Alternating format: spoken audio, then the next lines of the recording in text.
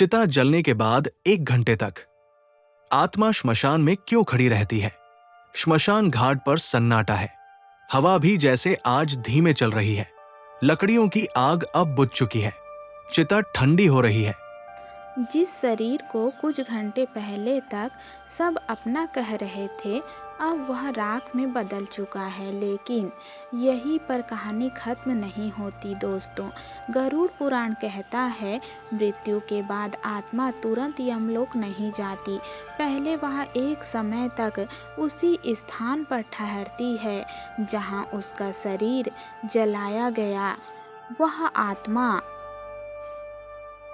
अब भी वही खड़ी है। वह अपने ही शरीर की राख को देख रही है।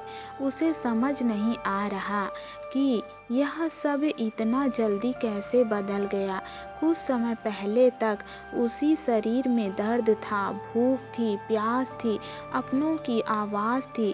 अब कुछ भी नहीं। आत्मा बार बार उस राख को छूना चाहती है, लेकिन उसके हाथ अब हाथ नहीं रहे। वह चाहकर भी कुछ पकड़ नहीं सकती। यही पहला झटका होता है। आत्मा समझ जाती है कि अब वह जीवित नहीं रही, लेकिन उसे यह विश्वास नहीं होता कि सब कुछ समाप्त हो चुका है। वह इधर उधर देखती है। उसे लगता है शायद कोई पुकारेगा, शायद कोई पीछे मुड़ेगा, लेकिन शमशान से लोग लौट चुके हैं। कोई एक बार भी पीछे नहीं देखता। यही आत्मा को सबसे गहरा दर्द होता है। जिस परिवार के लिए उसने जीवन भर सब कुछ किया, वही परिवार अब उसके बिना आगे बढ़ चुका है। गरुड़ पुराण कहता है, यही वह क्षण है जब आत्मा पहली बार अकेलेपन को महसूस करती है। लेकिन यही वह समय भी है जब आत्मा की परीक्षा शुरू होती है। शमशान की हवा अचानक ठंडी हो जाती है। आसपास एक अजीब सी गूंज फैलने लगती है। आत्मा को महसूस होता है कि वह अकेली नहीं है। शमशान में और भी आत्माएं हैं, कुछ नई, कुछ बहुत पुरानी। कुछ आत्माएं रो रही है, कुछ डर से कांप रही है और कुछ बिल्कुल शांत खड़ी है। आत्मा समझ नहीं पाती कि ये सब कौन है। तभी उसके पीछे किसी के खड़े होने का एहसास होता है। वह मुड़ना चाहती है, लेकिन डरती है, क्योंकि जो पीछे खड़ा है वह इंसान नहीं है, वह यमदूत है। लेकिन वह आत्मा को लेने नहीं आया, वह बस देखने आया है। गरुड़ पुराण कहता है, मृत्यु के बाद पहला 1 घंटा आत्मा के लिए निर्णय का समय होता है।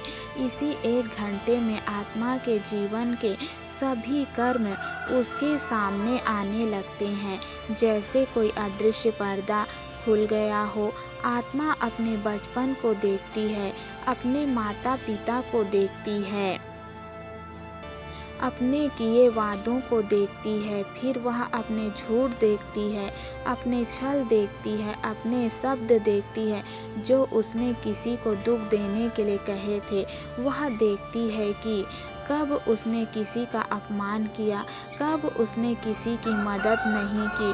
अब कोई फायदा, कोई सफाई देने का मौका नहीं, अब कोई सुनने वाला नहीं। यमदूत चुपचाप खड़ा रहता है। वह आत्मा को डराता नहीं, वह कुछ कहता भी नहीं, क्योंकि आत्मा की सबसे बड़ी सजा यही होती है कि वह अपने कर्म खुद देखे। कई आत्माएं इस 1 घंटे में ही टूट जाती हैं। कुछ आत्माएं चीखना चाहती हैं, लेकिन उनकी आवाज़ इस संसार तक नहीं पहुंचती। कुछ आत्माएं अपनों को पुकारती है, लेकिन कोई सुनना नहीं। गरुड़ पुराण कहता है, जो आत्मा इस 1 घंटे में अपने कर्म स्वीकार कर लेती है, वह आगे की यात्रा में कम कष्ट पाती है। लेकिन जो आत्मा अपने कर्मों से भागती है, वह भटक जाती है।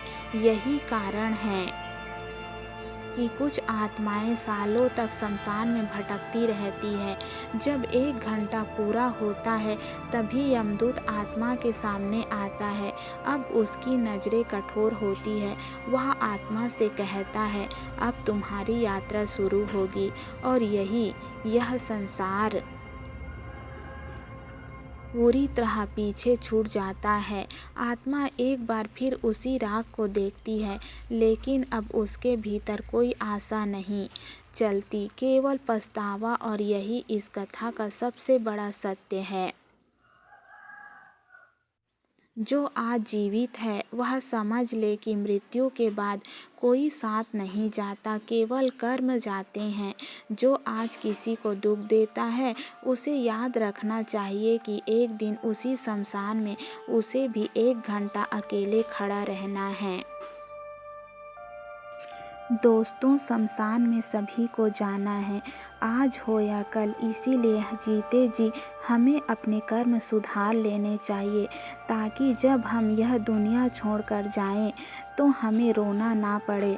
और वह मार्ग जो इतना कठिन है, उस मार्ग पर हम आसानी से जा सकें।